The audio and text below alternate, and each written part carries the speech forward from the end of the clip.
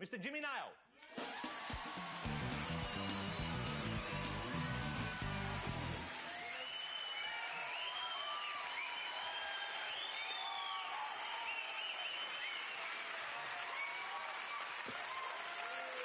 Jimmy Nail. Very nice to have you on the show. It's great to have you out there. I didn't expect that kind of sexist claptrap about the band from you. Hang on just 1 second, will you? It was not for me. No? It was not for me. But you said it. Live on air. Well, for a cheap laugh, yeah, but I mean, that's beside the point. Can I just ask, because I've had a lot of interviews this week and they've all gone on about my miserable demeanour. So I don't mind what you go into, but can you steer away from that? Otherwise your teeth may part company from your body. But having said that, just shoot from the hip. Well, you're obviously cheerful. There's no point going... Can I inquire why the thought of me getting my teeth knocked out got such a huge round of applause from the audience?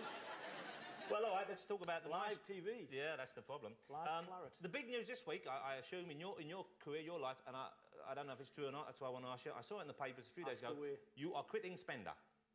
I'm stopping the series. I'm not going to do any more of the series. I'm doing a special in Marseille later in the year, but I can't meet the deadlines to get it on every year and try and keep the quality where I want it. So you're not copying Morse and trying to get a lot of press and attention that way? Well, it didn't work, did it? No! But I was thinking whether there was a chance that you maybe could step in for Morse, whether you could do Morse now that he's not doing it. Well, maybe in about 45 years' time, thank you very much. Well, look, that decrepit. I was pleased to see that you finally got a love interest in the show as well. Oh, yes, I believe they ran something on Point of View about me necking in slow motion. I missed that. But I was curious. What a pity. You write the show as well as starring. Some of it, yeah. So why didn't you put something like that in earlier? Because you're always getting beaten up. I would have thought getting your leg over would be one of the first things. What we did... How tacky. What we did... You cannot tell this is Channel 4, can you? What we did...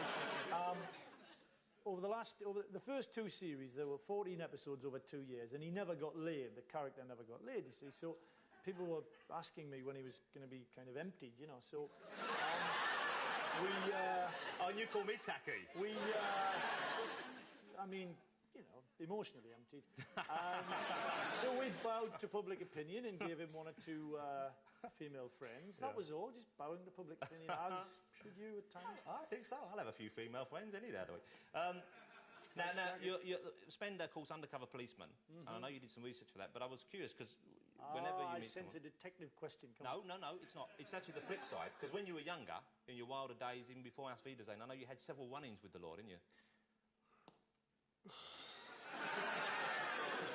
You can't get out of it that way. But I mean, isn't it a bit bizarre, do you think, that here's someone who was arrested on several occasions? It was odd going back to Margaret Street Police Station in Newcastle and going in the front door. That was strange.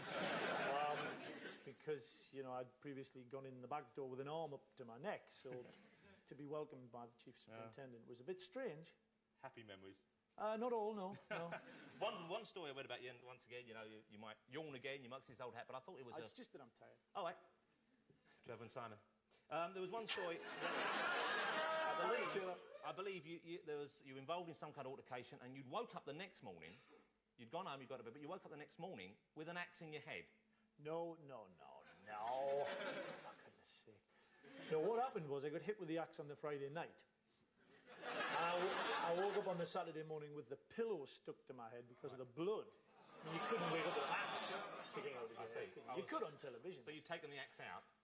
No, I got a belt with a small chopping axe. Oh, just a small one? And, go straight home to bed then, you'll be fine in the morning, won't you? No, I was so drunk that I'd forgotten about it. And when I woke up the next morning, I said... and I couldn't get my head off the pillow.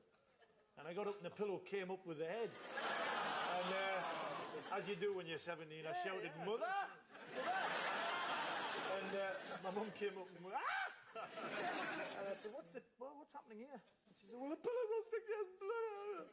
And then it all started. That was only a small chop. Yeah, happy days. Happy days. I mentioned this to the studio audience here. People at home know nothing about this. I said, what I'm going to do, instead of just doing an interview, if it's OK with you, I'm going to go to the audience and I want to ask some questions. Get the people in the audience. I've asked them already. Many people have had a thought already. Put your hand up if you're one of the people who said you had a question for Jimmy. I'm going to take this mic. This is unrehearsed, as everyone here will testify. Let me start. I'll start up here and work my way down a bit. Who's up there? Let me go reasonably high. I don't know how high I can go and be seen. You You there, sir. What's your name and what's your question? My name's Colin. I want to know, did it come naturally to be obnoxious as Oz was in Wiedersehen Pet? Nice, friendly question to start you off there, Jimmy. Did it come naturally to be as obnoxious as you were as Oz in Auf Wiedersehen? It did at the time, I'm afraid, yeah. I think that's why I got the job. Anyone got a question down here? This man over here.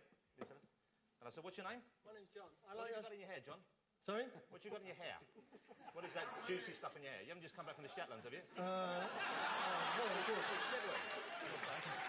it's an honest question.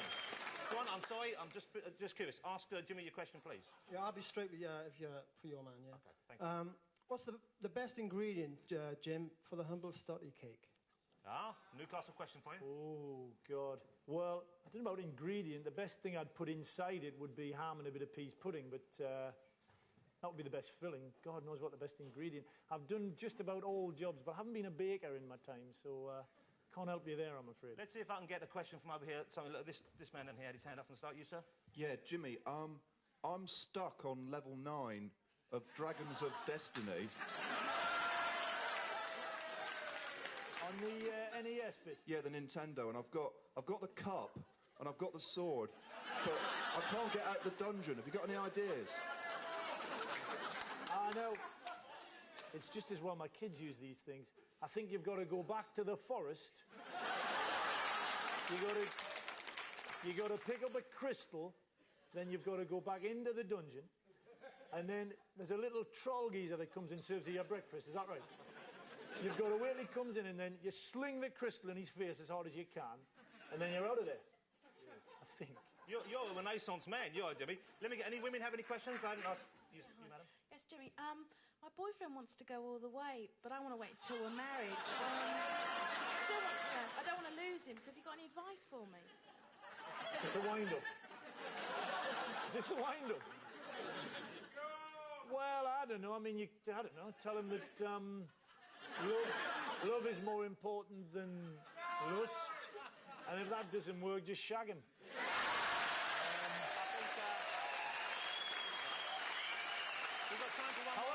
However, good advice. For goodness sake, make sure he wears a rubber, okay? Okay. We do have time for one more? One more person? You're close, sir. Yeah, What's your name, sir? It's Gary. Okay, and your question, please.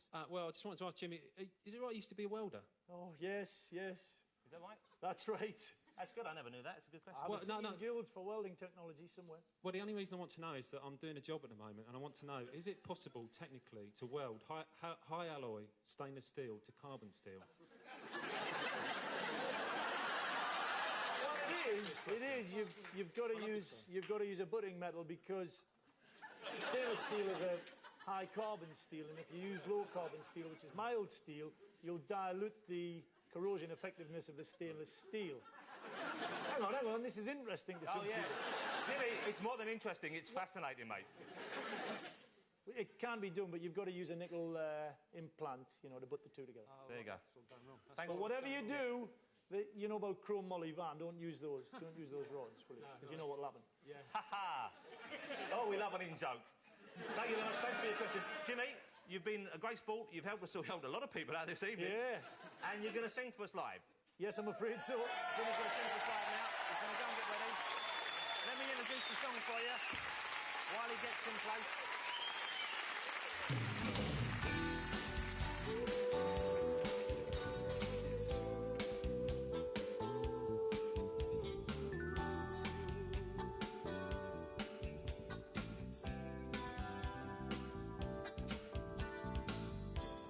Watching you begin your going, I can't help remember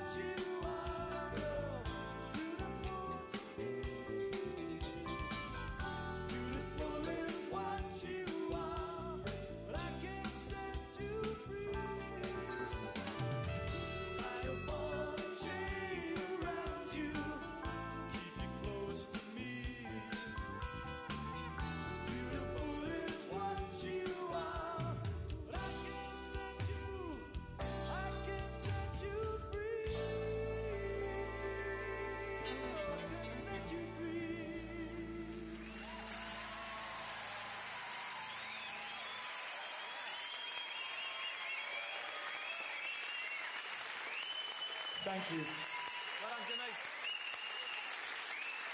Thank you, Jimmy Nail there. Jimmy Nail and his band there, performing the song Beautiful, which I imagine was inspired by Chelsea Clinton. Am I right? I'm sorry, I know, easy target. Now, I think that everyone knows about the phenomena of the supermodel.